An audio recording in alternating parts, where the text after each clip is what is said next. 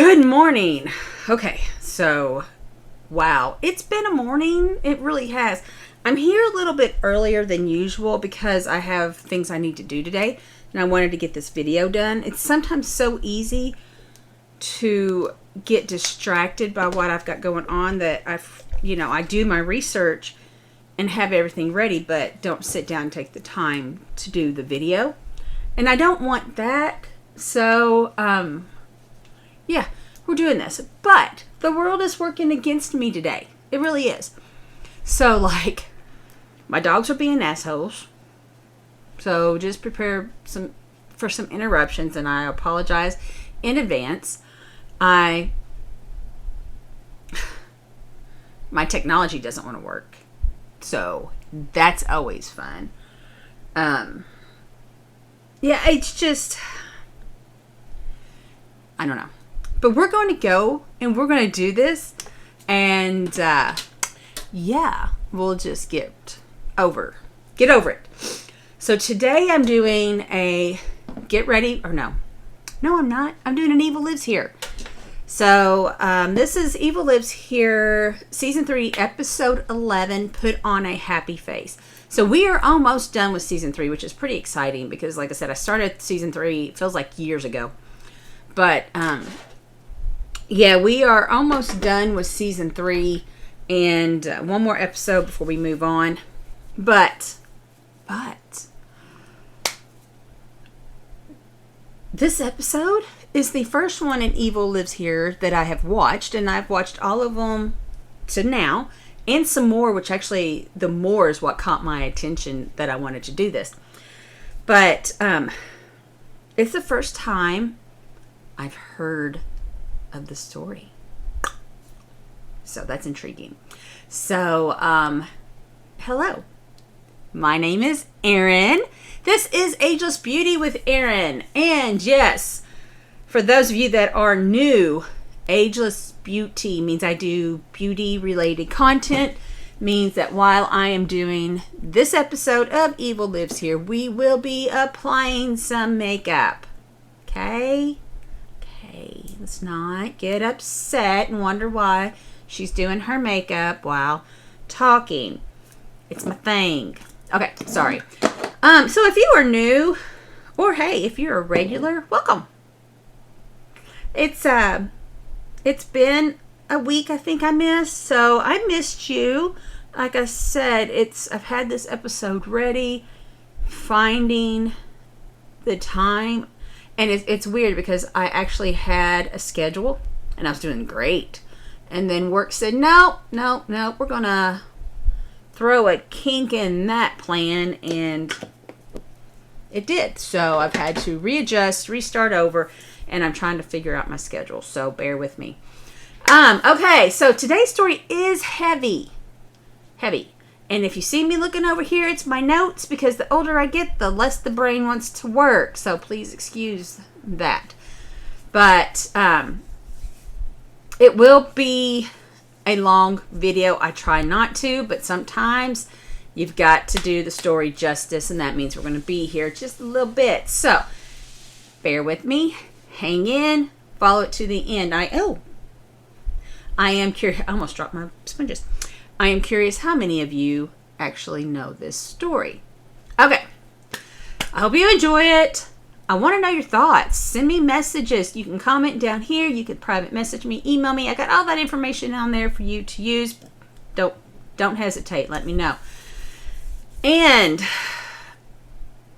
as a reminder, I will always put the products that I use when I do my makeup in the comment section. If you have any question about anything that I'm using, let me know.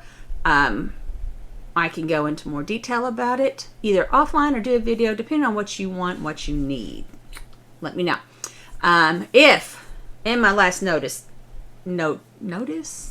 last comments before we start the video, if you are a tattoo lover, don't hesitate to click over to madrabbit.com, get you some products to keep your tattoos looking great. There's all kinds of things, guys, and this one's not going to be easy to see. It is a new one. As you know, I have an affiliate code, so you get 20% off. Don't hesitate to use it, guys. I love this stuff. I have so much of it. And I need to do another video and discussing more products that they have. Okay. Now, on to the show. Oh, I guess you might want to know what my affiliate code is. It would be easy to use it. If you know it, go to madrabbit.com and use Erin20. That is ERIN20 for 20% off your purchase. Okay, let's get started. Okay, so the video starts with this woman. I don't know her name yet. It'll tell us in a moment, but she starts talking about how difficult this story is for her to talk about and how emotionally, I don't know, emotionally upsetting, how hard emotionally, I don't know, but it is for her to tell this story. So then we find out her name is Melissa Moore, and she is talking about her father, Keith Jesperson. So he's the evil in this story. Now, does that name ring a bell? That part didn't ring a bell for me yet either, because I don't typically know bad guys' names if they have a calling card. Hint. Spoiler alert. So, anyways, so she's talking about her dad, Keith, and how she was 15 years old when she learned the truth about him, and pretty much her life fell apart. And this episode was really cool because we got to see a ton of home video. Like, she had a lot of video. She had a lot of pictures and things that she shared. So I always find that aspect so interesting because you get to know them a little bit better. Like, their childhood, how they were raised, things like that. You really get to know a person's story more when they share that kind of thing. So we're looking at a video of a young Melissa, like toddler age Melissa, 2 or 3 years old, with her father, and they're getting her hair cut together. It's really cute. You know, they're both sitting in chairs and they got stuff draped around them, whatever. And it's a cute little video. And then you see another video of her father. She's on like one of those ATVs, side by side, something like that. And she's sitting in front of him as he's driving her around. And, you know, she just looks extremely happy. And she was really young in both of these videos. So then she starts showing pictures, and she shows his mugshot. And it took a second viewing. You know, I had to rewind. I always rewind to go back or rewatch because there's so much going on, and my brain tends to click to one thing. So I go back and try to make sure I don't miss things, and I still do. But in my second viewing, I noticed on the mugshot it says, where was it? Vancouver, Washington. So I actually know where they're from, which is weird, as I told you. And it also made me wonder, have I missed this in the past? I don't know. We'll be paying more attention from now on. So she's talking about this picture, and she's like, it's his mugshot as a reminder. She's like, yeah, this is the picture, the day I found out what he was. She said, and this is the picture that all her friends saw in all the news stations and, you know, newspapers, TV, whatever that you were watching and you heard about this story. This was the picture shown. And I've got to say that she was 15. I cannot imagine how awful her life became. But we'll get to that. So then there's, okay, so we see actual footage of her dad, Keith, and the newscaster, commentator, whoever it was, is saying that not only did Jesperson confess to the crimes, but he also led them to the scene of said crimes. So at this point, he was caught and he was talking. But we'll get to that. So now Melissa's talking about the nightmares she had after learning the truth and how she would think of her father's victims. And again, like I said, Evil Lives Here did a wonderful part with this. And I know a lot of it would have to do with the person telling the story and what information they have to share. But in this case, there's so many pictures, so much footage. And she even has footage of handwritten confessions.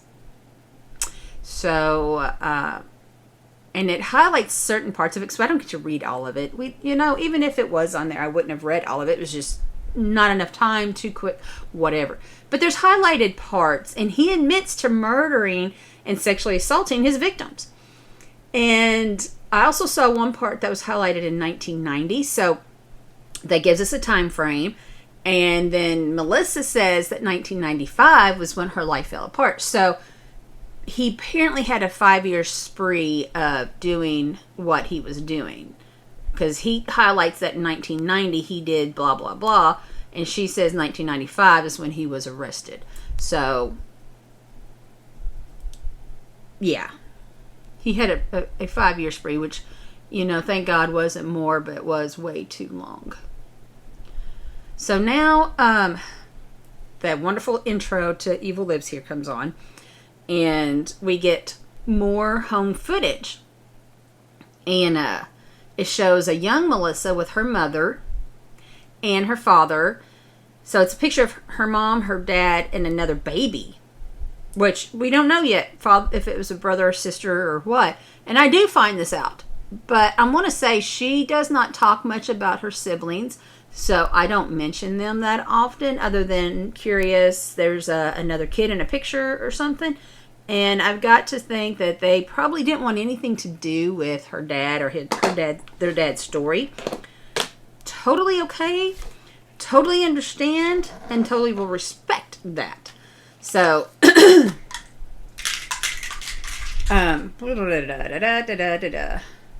so in this picture, I couldn't tell. It kind of looked like a brother, but he was young or she was young, and it's really hard to tell. So she talks about how her dad was, what is it? She said charming, good looking, and playful. She said, there's so much video of her and him playing, and there's one video showing them two playing together, and she's like, this is how I remember my father. This is the dad that I knew. And I'm going to say this as nicely as possible, because she says that and then later on contradicts herself a lot. So, just a casual observation. Let me know if you think that. So, she says that after, her dad was arrested, people were like, how did you not see this side of him? How did you not know he was capable of murder? And she says that I was a little girl. He was the charming, playful father to her, and that's all she knew. That's all she saw. And that's fair. I mean, she was 15 when he was caught, but she knew him as a loving father. At least, for a while. I don't know if I should. I don't know what to say there. But yes. So, that's understandable. But she says, looking back and knowing what she knows now, it's hard to think. She said it's really hard to think that she felt so safe and just loved by him. Like I said, knowing what she knows now, she says, on the surface, he was the perfect family man.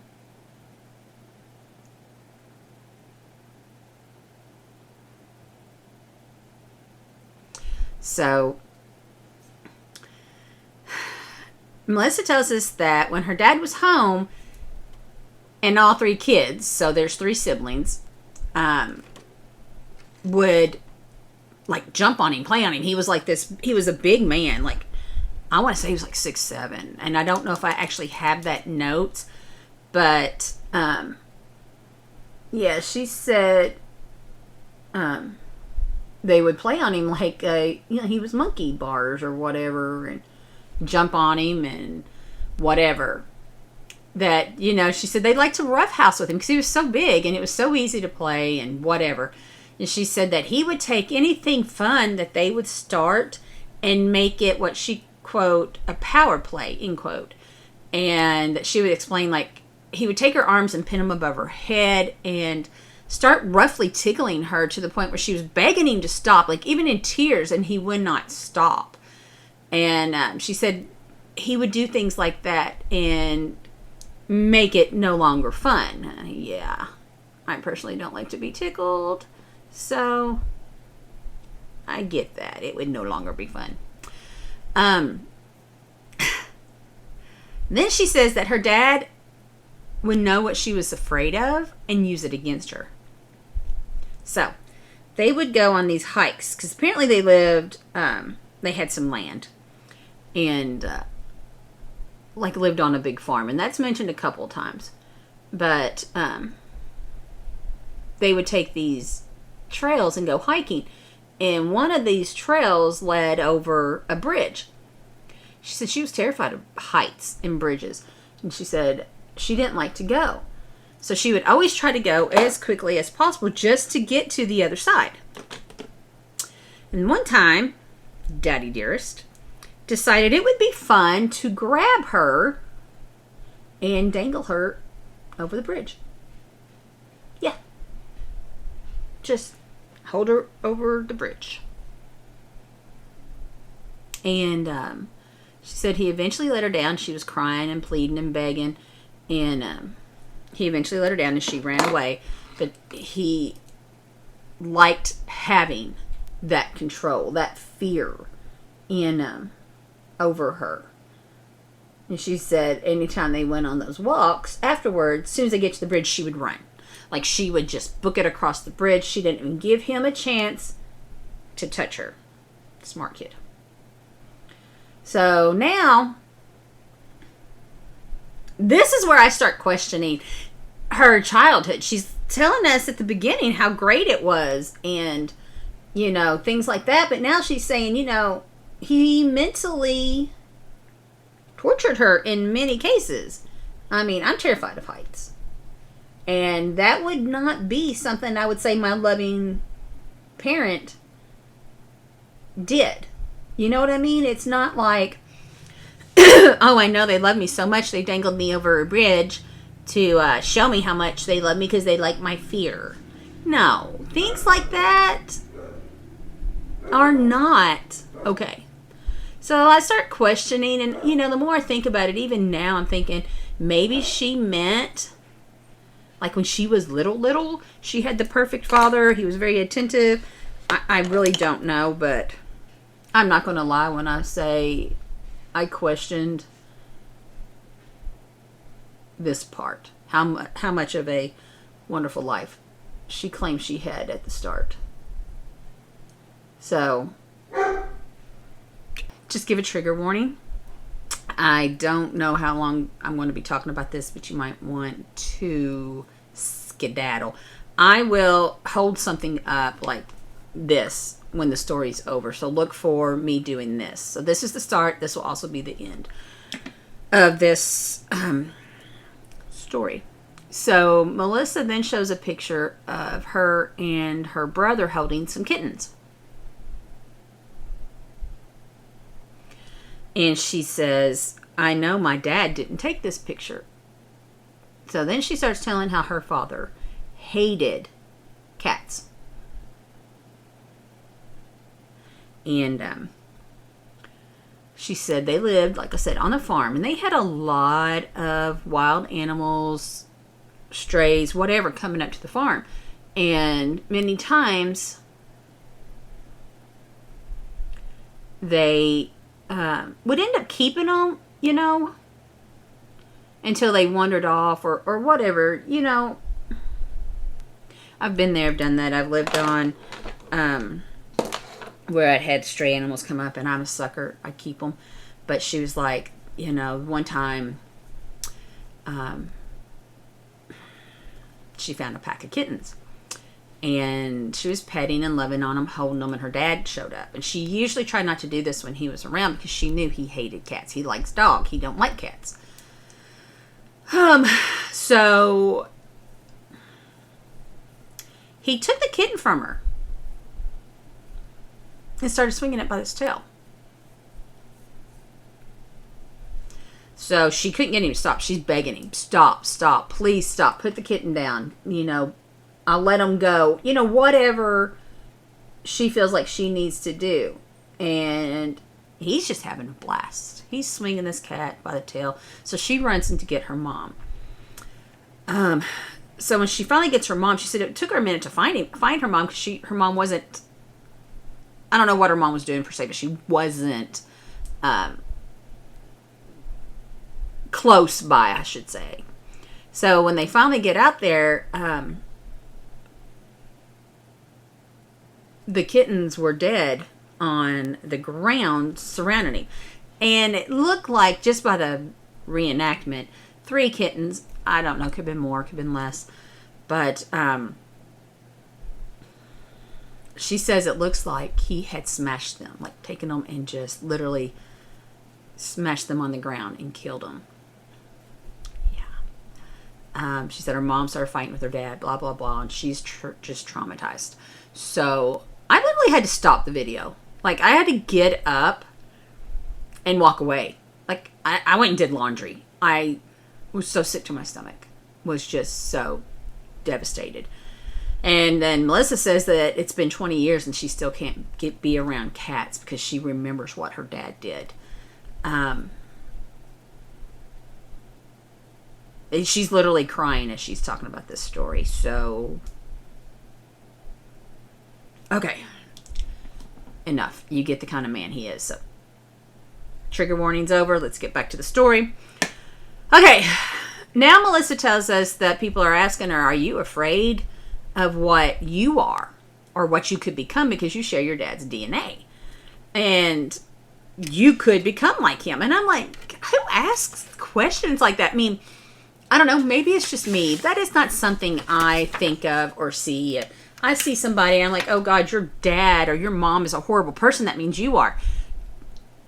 No, that's never crossed my thought. But she says for a while she really did.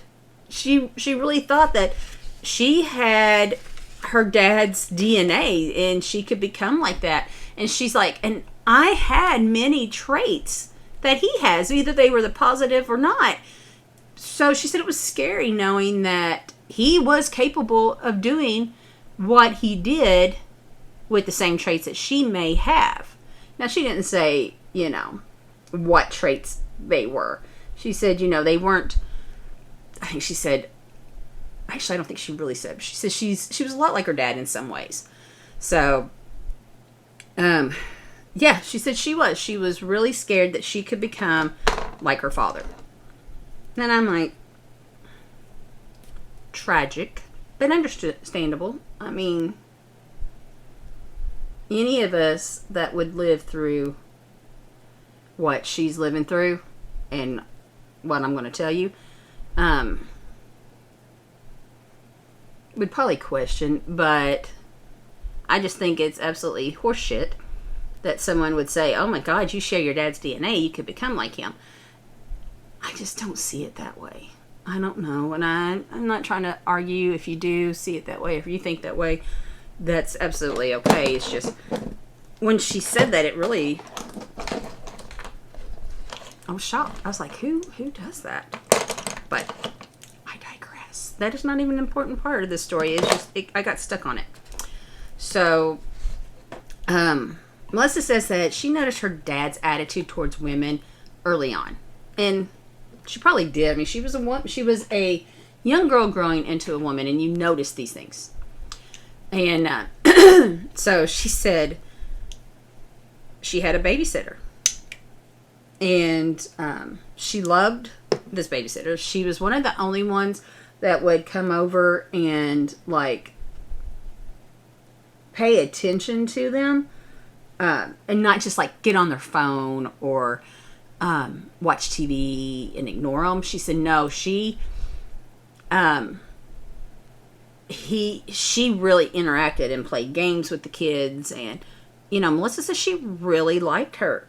And she didn't say how often this babysitter came over, but when she did, she was always very glad. So, excuse me. She said that one night when their mom and dad got home, her dad said that he would drive the babysitter home. And she might have given a name. I don't know. I didn't pay enough attention to that if she did. But it was either that night or the next day, the babysitter called the mom and said that she would not be babysitting for them anymore. And she was never coming back to the house. So, of course, her mom confronted her dad. Said, what the hell did you do? What's going on? Blah, blah, blah. And Melissa's like, they took it behind closed doors, but you can hear them fighting, but I couldn't hear what they were saying. She said, I learned later on that when her dad took the babysitter home, he made advances toward her and tried to sexually assault her. What a wonderful person this guy is. Okay. I'm all discombobulated. Where am I at? Okay. So, Melissa's parents eventually split up. No shocker, right? And Melissa and the siblings lived with their dad. Or, shoot. They lived with their mom. And what I didn't mention, because I don't know why I didn't mention it, but it might explain things like when she says when her dad was home or whatever, he was a long-haul truck driver. So he was literally living in his truck on the road, and he wasn't home all the time.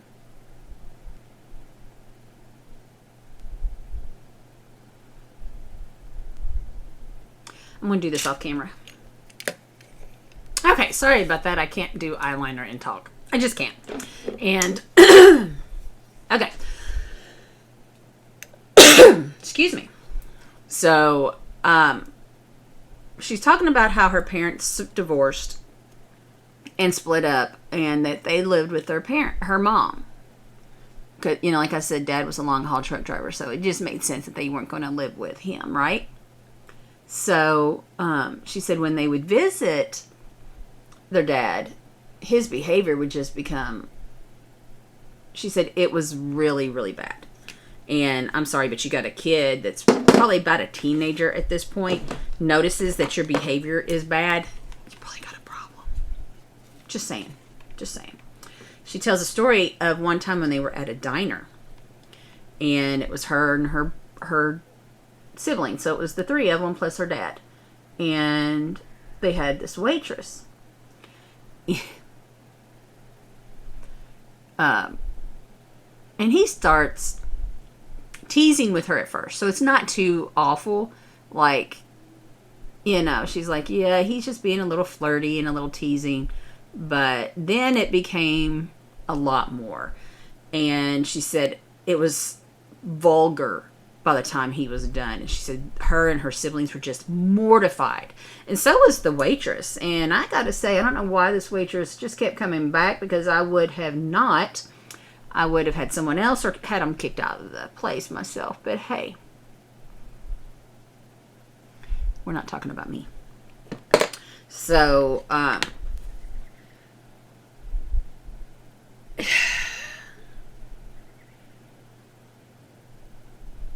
she did say, and I don't know if I mentioned this, she has a brother and a sister. She's the oldest of the three. She said that she would try to justify how her father acted. Like maybe he was just oblivious or had no social cues, or his ability to be social. I don't know. She excused it. He was her father. She just is like, whatever. I don't get it. But she said every time they went out to eat, this was, every time they went out to eat, that's what happened. And it became an issue. And whenever she would say something to her dad, he'd just laugh about it. You know? He was literally having a good time. And it didn't matter if the kids were upset or mortified or embarrassed, or if he was making the waitress or whoever he was talking to at the moment uncomfortable. It did not matter to him. He just really didn't care. So, at that point, she said things really started shifting with her and her siblings when they were around him. And again, yeah. That would make sense. So, there's another incident that happened. And apparently it was a pretty big family that he was in, or he had, and they were having a big Christmas reunion at a ooh, hello, stuck it in my eye. We're having a Christmas reunion in a cabin. And they were invited. And she said that they thought, well, I'll go. I haven't seen part of this family in a while. And, you know, whatever. You know, and as a kid, I know family reunions were the best time for me because I got to see cousins and people that I didn't get to actually see as often as I'd want to, right? So, Dad picked them up and they were driving to Spokane for the reunion. And on the way, on the side of the road was this woman with her car broke down. So he pulls over and asks her if she's okay. Does she need help or whatever? And Melissa's like, she saw the 3 kids in the back seat and felt comfortable taking his help. And he offered to take her to her home. So she jumps in the car and she's like, yeah, that'd be great. And she gives him her home address. Don't ever give someone your home address. I don't care how nice someone looks, right? You never give them your home address. And, in this case, if it had been me and if someone had pulled over and I would have thought, well, there's kids in the car. They're probably pretty safe. I would have asked them to take me to, the local repair shop or, maybe a shopping center that I maybe can call for someone I know to pick me up. I just have a hard time that she gave this guy his address, her home address. And I don't know if anything happened to her, but that really stopped my cogs in my head because I'm like, you did what? Don't ever tell anybody where you live. Don't ever give any stranger your address or, whatever. Anyway, so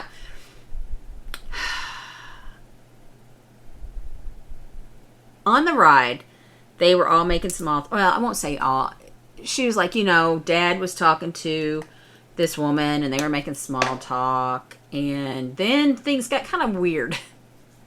Which, again, I'm not surprised. Are you surprised? But he would start making comments about her hair. First he would ask, is that your real hair color? Hello? That's just an odd question. And then he would talk about how pretty she was. And that wasn't she fortunate he stopped and helped her.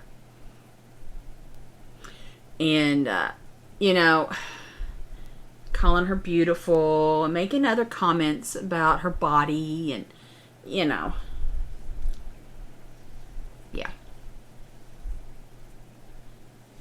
So, Melissa says, I can see her. She's in the back seat, but she can look in the rearview mirror and see this woman. Oh. And she was very uncomfortable. Like, just done. So when their dad pulled up to the woman's house, she literally jumps out of the car and runs. I mean, she's done. She's out. She doesn't want anything else to do with it. And yeah. And that is literally, like I said, I don't know if anything ever happened to this woman because nothing else is ever mentioned. But I really got stuck on the whole, yeah, she just gave him his address. Okay, so anyways, just something else that Melissa noticed, and again, kind of waved it off. He just doesn't have social skills. He's very awkward around women type of thing that, I don't know. I don't know. I can see giving, I don't know. Maybe I can see giving, this concealer is really runny. It shouldn't be. Maybe trying to make some excuses and justify some of the things he said and did, because it's your father and you want to think, you don't want to think the worst. But how long do you continue to give those justifications? How long do you continue to say, he's just socially awkward. That's just the way he is. And I'm like, no, he's an asshole that doesn't know when to shut up. Sorry. Yes, I know I shouldn't have said that. I'm sorry. Okay. Okay, so then, this is when she talks about him being a semi-truck driver. And it shows a picture of, I cannot get these papers separated today. So she shows a picture of him with his truck. And she says, there'd be days and weeks that we wouldn't see him. Especially after the divorce. Like, he would be on the road and he would stay out there. And I do know this. My stepfather is long haul. He would be gone for months before we would see him. So when he would come in, he would try to do things like take the kids to breakfast or whatever. So the one time he came in and he wanted to take them to breakfast, her siblings couldn't go. So I don't know. It never says why. Like I said, she doesn't talk a lot about the siblings, but they couldn't go. So she goes with him. And I don't know if it was specifically said. If it did, I missed it. But I get that feeling he drove her in his truck. His semi. Like the front part of the truck. And she said they were in the truck. And eek. And she knew that that's where he lived. Because they have beds in the back of their truck. And he did. He had one of those extended cabs. And I guess I should say that. Not all of them do. He had an extended cab truck with a bed in the back. She said they were in the truck and he makes this turn. It was a little, what was it she said?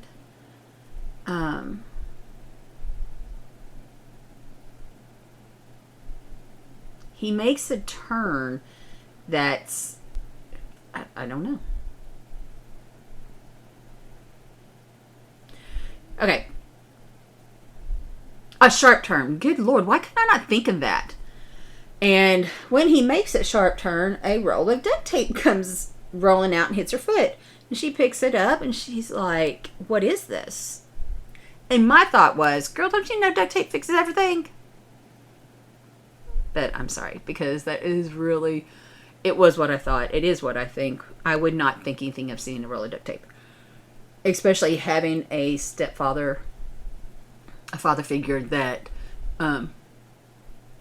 lived in his truck. Yeah. Maybe it's just me because duct tape literally fixed everything in my house. But I digress, so.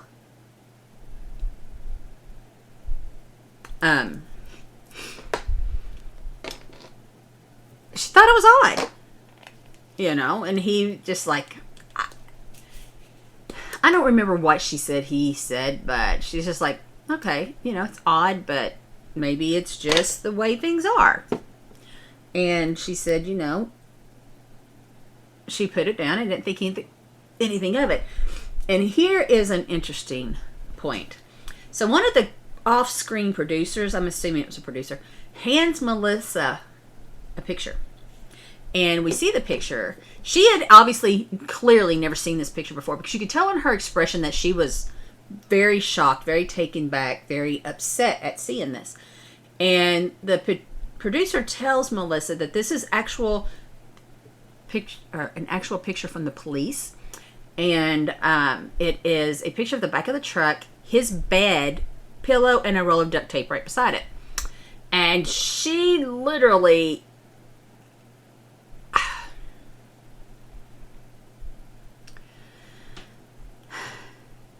There's a reaction. Like, there's a strong reaction. And then she says, which kind of contradicts what her story was, but she said, this is exactly what I saw in the back of his truck.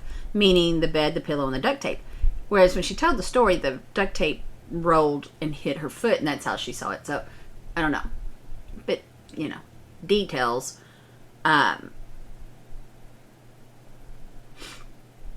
She's actually tearing up when she looks at that. And, I mean, it is a visual for her that... I mean, it is a visceral thing. You can see it on her face. So, anyways, moving on. Melissa tells us at this point she's not comfortable with her father anymore. That he's just really kind of pushed all his bounds with the way he acts when they go places, and, things he's saying and doing. And she's like, she's a teenager. She don't need this shit anymore, basically. I don't know really how old she was, but like I said, she would have been a teenager. So, she says she's done with him, but then she says, well, Dad invited us to come stay with him for the summer. And they do. I don't know. I get it. I do. And I'm not going to explain too much more than that, but I get saying you're done with somebody and continue to give him opportunities. So she goes and stays with him. And I guess all of them do. All the siblings go and stay with him for the summer. And she says the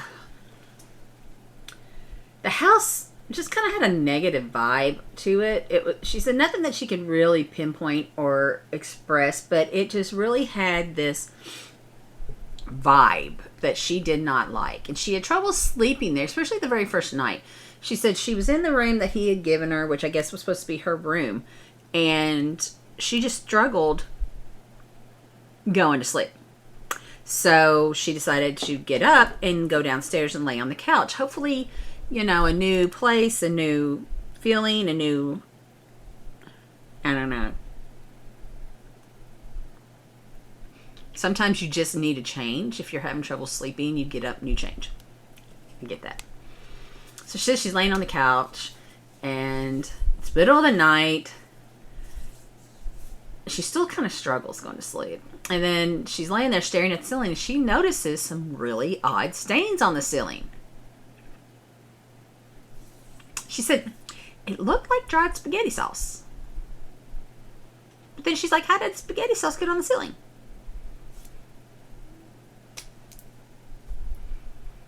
I don't know.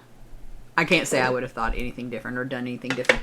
She said the next morning she tells her dad, and he was just like, yeah, okay, we'll have it cleaned. So, anyways, next story she tells. She said, one time he picks her up, and I'm going to have to read this because it is quoted here. He's driving and he's singing a song. And she's like, and that was weird because he is not a singer. Which, okay. What? What? You get in my car, be prepared for karaoke time. Okay? Music loud. We are jamming. We're singing and dancing and whatever. Apparently he didn't do that. I don't know. You can already tell he was a monster. I'm sorry. I am being so flippant. And I don't really mean to be, but I apologize. I really do not mean to offend anybody, so please do not take it as such. Anyways, so he's singing the song, and he is all into this song. Like, from his soul, he's singing this song. And she says the lyrics were, and I quote, "I swear I left her by the river. I swear I left her safe and sound," end quote. Now, I don't know this song. She doesn't necessarily give us the name of the song, and I didn't Google it, but those were the lyrics he was singing.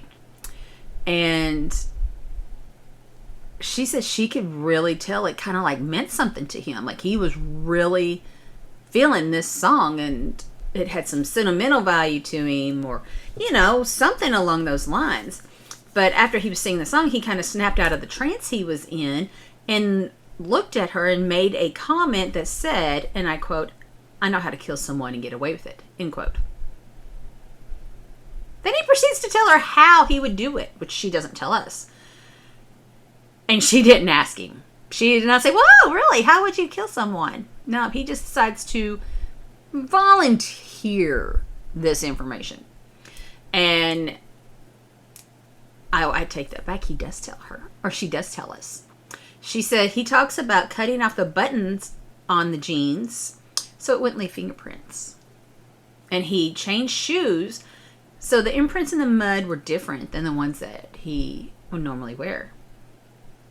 And he was proud of himself. Like, he was like patting himself on the back. He was a mastermind. He knew what he was going to do, and he was not afraid, or he knew how to do it. And he was not afraid to tell his daughter this. And she says his behavior was getting more and more extreme, but never, and through all this. And she knows he's acting weird. She knows he's doing all this, but she never thought he was serious. She never thought it was anything other than her dad having some kind of social awkwardness. I mean, I guess that's the only way you could say it, right? I don't know. So apparently Daddy Dearest got himself a girlfriend, and I got pages flying everywhere. We're just going to sit there, don't we? And Julie. And he wanted to introduce Julie to his kids. So Melissa said that she liked Julie.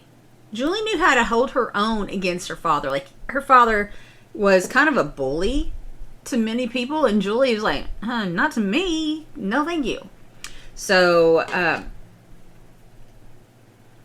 Melissa thought Julie was going to be good for her dad because she didn't put up with his BS. So, you know, she kind of tamed him and was able to put him in his place and whatever. So she really hoped Julie coming in and her dad maybe changing a little bit, she would be able to have a relationship with her father. Okay.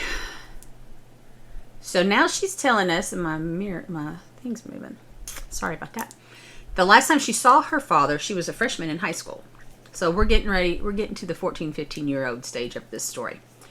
And he took her to breakfast at a diner. He likes these diners. Which, again, I know. My stepfather, like I said, being a truck driver, it was really all about finding a good diner that had good coffee. Or, not even good coffee.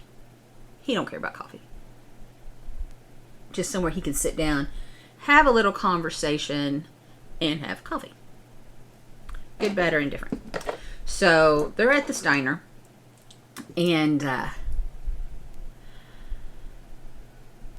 she's really feeling uneasy with him, which we've already established she's, you know, not comfortable around her dad, and she keeps giving him more chances. Again, I understand that, and I'm making excuses for him. Can't say I understand that, but you know, she's just and uneasy. Every time they go somewhere, every time they do anything, he harasses people, especially women. And she just didn't like being with him. But he wanted to discuss something with her. So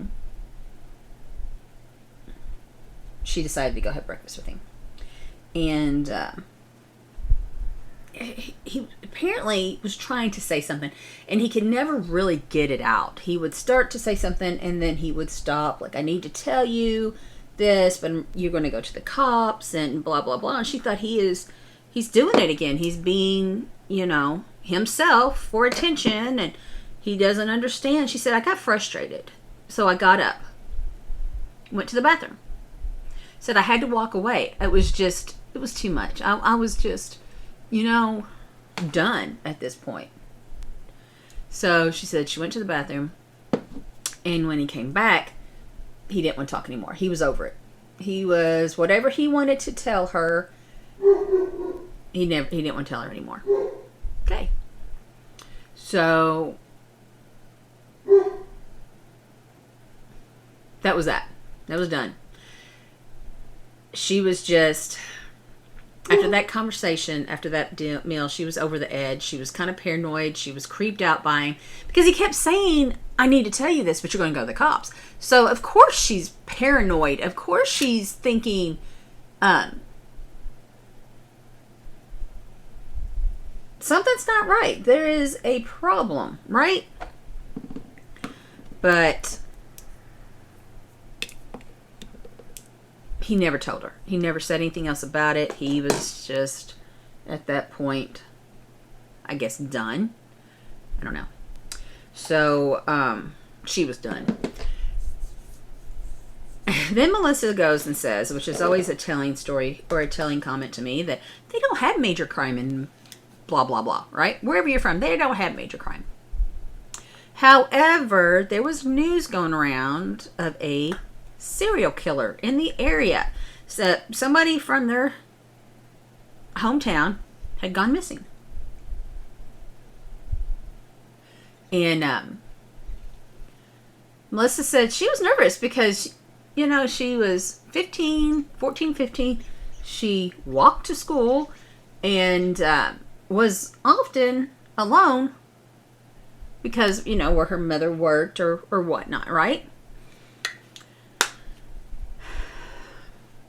And she would watch the news, and the news would talk about the serial killer and, quote, and the serial killer had a name, and it was, quote, happy face serial killer, end quote. Does that ring a bell to anyone? It did me. Yeah. It did me. So, so far, authorities had linked 3 murders to this killer, but they wouldn't release any other information, right? Which, okay, is smart and is how it should be done. Yeah. However, Melissa says it wasn't just in Spokane that there was murdered or mystery people. There was in Portland and Florida. Oh, dude. The happy face killer was getting around somehow. Okay. And it never crossed her mind that all this that was going on was literally in her house. I guess it wasn't in her house, but you get what I'm saying. So,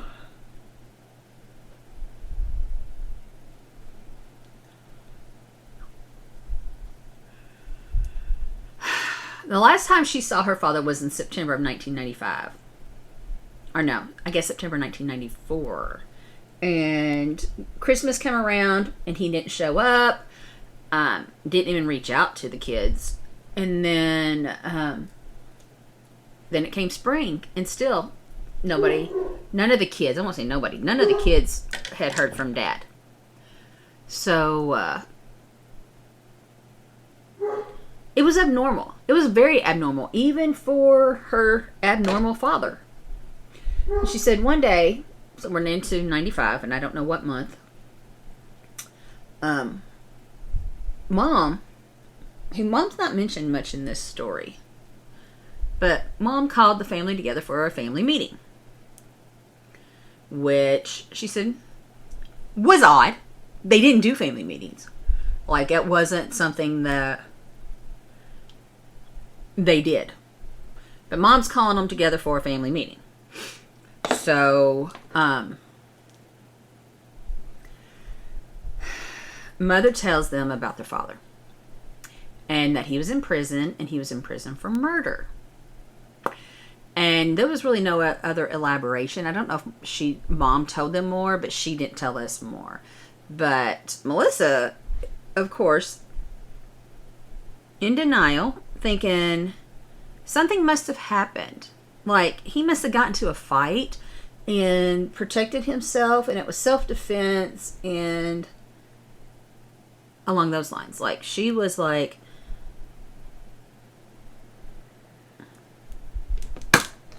thinking there was no way, that had to be something like that. So, he was a big man. He was 6'6". This is where he tells. I thought it was 6'7". He was 6'6", a big sturdy man, and could easily accidentally kill somebody in a fight or defending himself, right? So she's sure. Like, she is 100% sure that's what's happened. But then she remembers how he was with the cats, how he acted around women. And she said, it kind of dawned on her, yeah, he could actually hurt somebody. I don't know if she was to the point where she was ready to say he could kill somebody, but it started kind of dawning on her that things like that, it could have happened, right? So she said she felt like her whole world was coming to an end. Understandably so, right? And where's that? She went to the library, because back in the 90s, we didn't have Google and wonderful things like that yet. And if we did, it wasn't, like, I don't know when Google became popular. I know it was in the 90s when most of this stuff happened. But it wasn't necessarily accessible to most of us. So she said she went to the library, which that was how we did it. She went to the library, and she was looking up news articles from basically everywhere, not just the Spokane News, but she was pulling up anything that she could about the Happy Face Killer. And she wanted to know what happened. She wanted to find out what was being said. And she found out that he was actually arrested for the murder of his girlfriend or fiance at that time, Julie. So she never said that Julie went missing or, hadn't seen Julie again. She says, I liked Julie. I thought she was good for him. But, as far as we knew until I saw that, Julie was still in the picture. Julie was, however, not still in the picture. Her name was Julie Willingham. And she realized that this wasn't an accident. Like, she was hoping, beyond hope, that her dad accidentally killed somebody. However, no, that wasn't the case. This was someone she knew, someone they were close to, and someone that was close to her father. So, she was reading how Julie was murdered, and she said it was very difficult because she knew this woman. She liked this woman. She was really, a part of her life at this point. But it seems they're showing a picture of Julie and said that she was strangled. And it says that she pled for her life. I don't know if that's something that he eventually told or what, but I don't know how they would know that otherwise. Anyways, She says that Julie's murder especially haunts her because it was somebody she knew. It was somebody that she liked, whatever. She said Julie was so kind and trusting. And she said that she thought, this is Melissa thought, that her dad would always protect her, would always be there for her. She never doubted that he would protect her from anything. And now she didn't even know this man that he would become. He was basically living a double life. Good gosh. Come on. Okay. This is ridiculous. I'm going to have to figure out a better way to do it. This has worked every time until now. So anyways, she said that her dad was leading a double life. So on one side, he was this charming family man. Again, was he? I know what you were saying. I digress. But on the other side, he was somebody completely different. However, this really wasn't the end of the horror that she was about to find or learned. Okay. So she said that that wasn't even going to be the worst of what she would find out. She said her father had just started confessing to more and more murders. Like, yeah.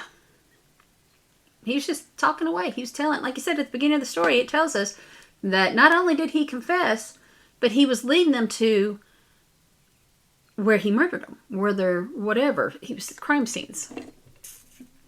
But she said her dad got the name Happy Face Serial Killer because he was writing letters to the media, which I will get into more about those letters and how they came about. But he was writing letters to the media, and he was, at the end, when he was signing it with a happy face. He basically named himself.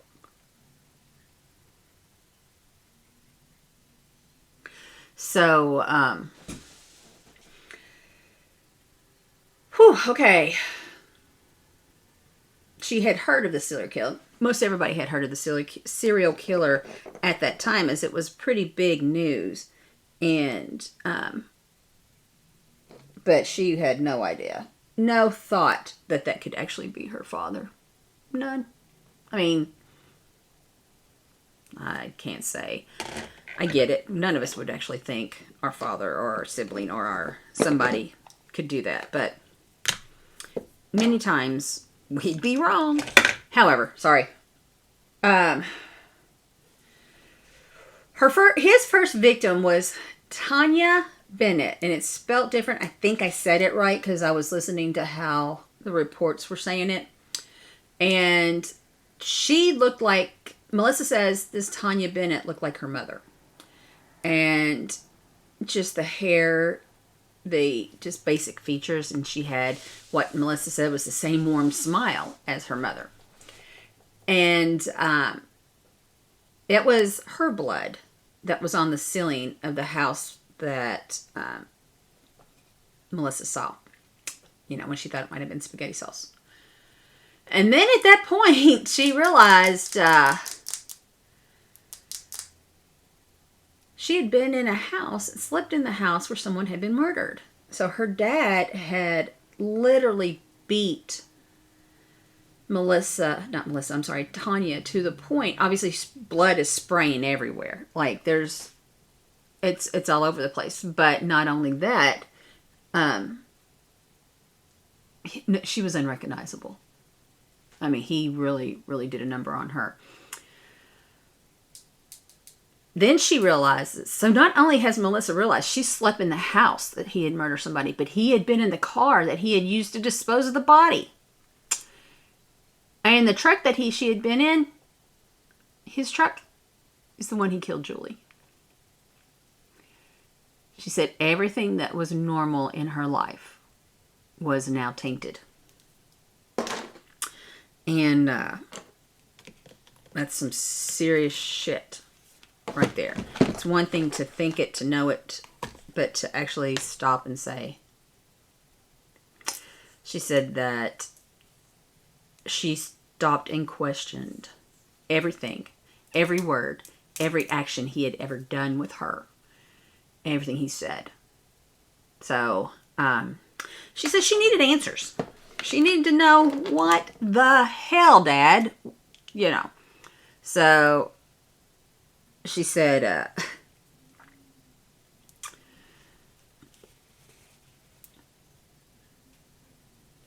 the visit to her father did not go as she expected it to. Which, I'm like, really? You were visiting him in jail? What do you mean it didn't go as you thought? But apparently she had this whole thing played out in her head, how it was going to go. And I get that. I do that. When I go on customer calls or meetings with somebody, I'm like, okay, this is how this is going to go. I don't know if it's ever gone how I thought it would go. And in this case, Julie said, the visit to her dad did not go. Not Julie, I apologize. The visit to her dad that Melissa thought did not go as she had planned. So, and she really wasn't prepared for what she was getting herself into. And so she's 15. And now she's going to a maximum security prison to see her father to discuss the murders. Yeah, that probably didn't go quite as she thought it would.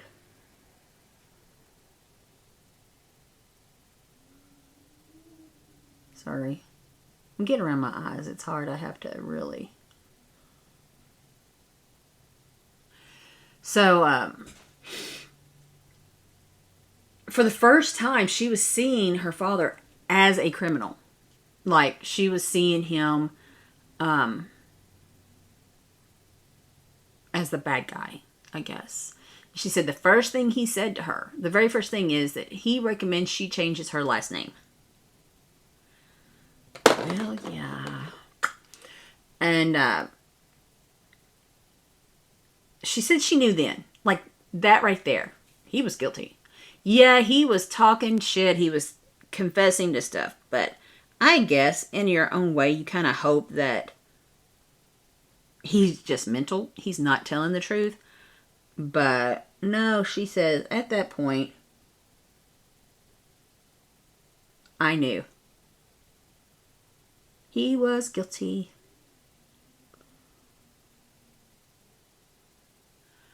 So, he then said something to the sort of, I'm sure you want to know why, right? Why I did this. And told her that there are all sorts of reasons. But she said in that moment, she was not equipped to handle the situation. She told him, no, she didn't want to know. And she said, that she was a coward. And I say, no, you're not. There is nothing in this world that says that you have to, for one, pay for your father's sins, to have him gloat and tell you exactly what he did, because that's what would have happened. I mean, he would have gladly told her everything he'd done in great detail. So, she's not a coward for saying, no, I don't want to know. I don't want to know what you did, or why you did it, or what your reasonings are. And I hope she realizes that that's okay. Anyways, yeah. So, then Discovery comes up and it has this wonderful little thing that tells us Keith Jefferson was given a life sentence for killing Tawana Bennett, and then another for Julie Willingham, then another life sentence, and another life sentence, and more victims were found. Keith confessed to killing 163 women, but they only know of 8. And definitely a potential for more. I mean, he's a truck driver. he had means. He had, and I say this with great respect because, like I said, my stepfather is a truck driver. They have everything at their fingertips that they drive and doesn't stay in one location.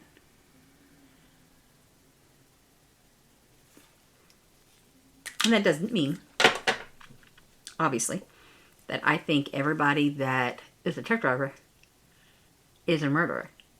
I don't. I'm just saying.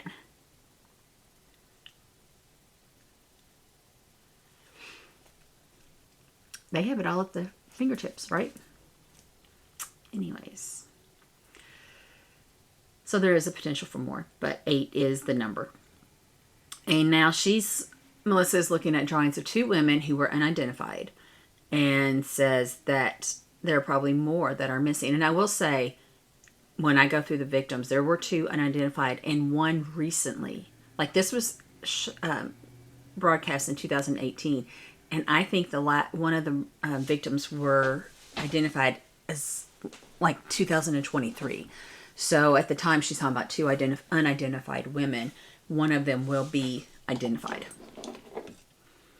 And she's looking at the drawings of the 2 unidentified women and saying that her dad went to bed beside her mother,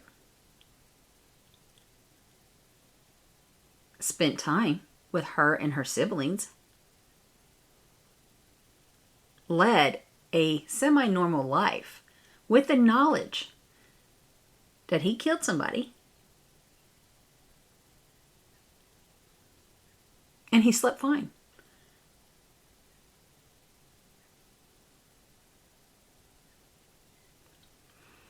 I don't know. Some people just don't. I get it. I would struggle with that. Just in the sense that I struggle with how does your guilt? Well, I guess if you don't have guilt, you sleep like a baby. So, Melissa said 15 years later, she had a visit with her grandfather. So by this time she's 30. And they were talking about her dad. And apparently this is her dad's dad.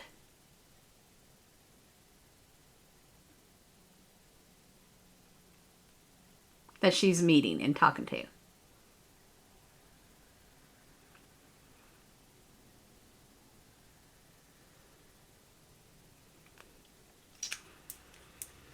And he tells her that he actually went and visited Keith in the jail. And he's telling her of that visit.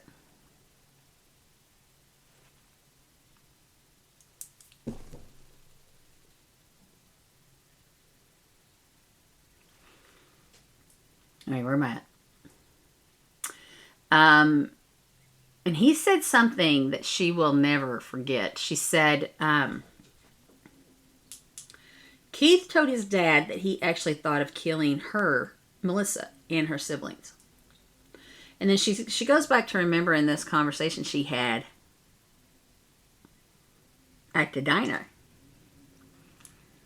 where he kept saying he wanted to tell her something, but he was afraid she'd go to the police. And she is fully convinced, 100%, that if he had told her that day, he probably would have murdered her. Like, she would not think, he would not take the chance of her going to the police if he did, in fact, tell her his story. So that's when she said that she was able to really stop thinking about him as her father and think of him as the cold-blooded killer that he was, and that there was no good in him. So she was able to, at the age of 30 at this point, come to terms and accept the fact that he's not a good man. So, yeah, I was not expecting this Evil Lives Here to be such a major story. Were you? Like, I have heard of the smiley face killer. And I had never heard, obviously, this version of the smiley face killer, but I have heard of the smiley face killer. So, yeah, and I think this was the first named serial killer on Evil Lives Here. Like, they have had serial killers, but, like, this one was a name that people know. So, at this point, and I am done with the makeup, so we're going to sit here and just look at the final notes, because as I always do, I went to DuckDuckGo to get some updates and find out what is going on. So, I type in Keith Jesperson, and I don't know if I've been saying that right or wrong the whole time. Keith Hunter Jesperson was born April 6, 1955. States that many of his victims were sex workers or transients that had no connection to him. And strangulation was his preferred method of killing, which it states is also the preferred method of how he killed animals as a child. So the body of his first victim, Tanya Bennett, was when it was found. Media attention surrounded, this is going to be key to how all this started. So media attention surrounded a woman who falsely confessed to having killing Tanya with the help of her abusive boyfriend. So, Keith was upset. He was not getting his immediate attention. This woman who did not murder this woman was saying she done it. She was getting all kinds of media attention. So, I'm going to call him Keith. Keith drew a smiley face on a bathroom wall hundreds of miles away from the scene of the crime and wrote an anonymous letter confessing to Bennett's murder, providing proof. However, that did not where am I at? When that did not elicit a response, he started writing the media and local authorities. And he started with a 6-page letter to the the newspaper in Oregon. And he revealed the details of his killings. And Jesperson signed each letter with a smiley face. And this led to Phil Stanford, he was the journalist working the story at the Oregon newspaper, to dub Keith as the happy face killer. So, did I say smiley face earlier? I might have, but he was known as the happy face killer, and I just changed it to the smiley face earlier. I'm sorry. So, he claimed to have killed 160 people. Only 8 murders were confirmed. Keith is currently serving a sentence of life without parole at the Oregon State Penitentiary. Keith's first known victim was Tanya, as I mentioned, in 1990. So this is where I was saying he had a 5-year killing spree, because he admitted to the first one being in 1990. He was caught in 95. She was from Portland, or near Portland, Oregon. And he introduced himself to Tanya at a bar and invited her to a house he was renting. And after getting in an argument with her, he strangled her to death and disposed of her body. In 92, the currently unidentified body of a woman Keith sexually assaulted and strangled was found near Blythe, California. Jefferson gave this unidentified woman's name as Claudia. I don't know. Is that true or not? Maybe that's the name she told him if she was a woman of the night. And that's what he knew her by. But that was Claudia. And a month later, in Turlock, California, the body of Cynthia Lynn Rose was discovered. And again, she was a sex worker, and apparently she approached him and entered his truck at the truck stop while he slept.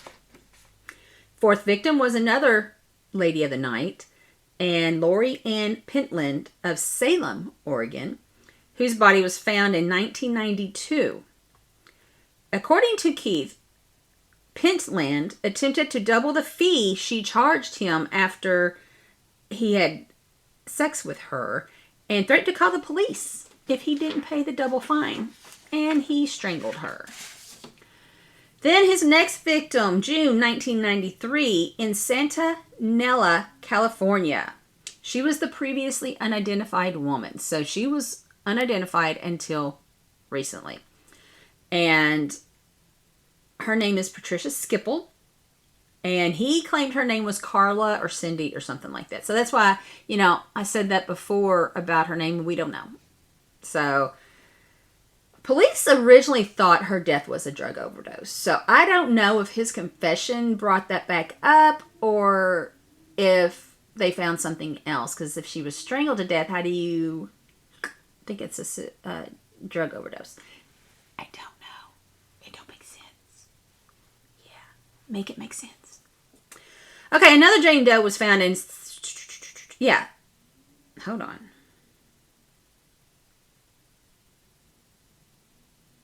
I was wrong. So, Patricia Skipple, who was an unknown, they identified her earlier. The one that I knew that I was talking about that was unidentified until 2023 is this person. And she was found in September 1994, and was a Jane Doe found in Crestview, Florida. Jefferson did tell us did tell authorities that her name was Suzanne, and she was later identified as Suzanne L. Kelsenberg in 2023. So we're talking almost 30 years before they identified her. So Keith was arrested in March 1995 for the murder of Julie Winningham. So the police had questioned him a week before, but had no grounds to arrest him when he refused to talk. And, they had no evidence. In the days following, Keith decided that he was certainly going to be arrested.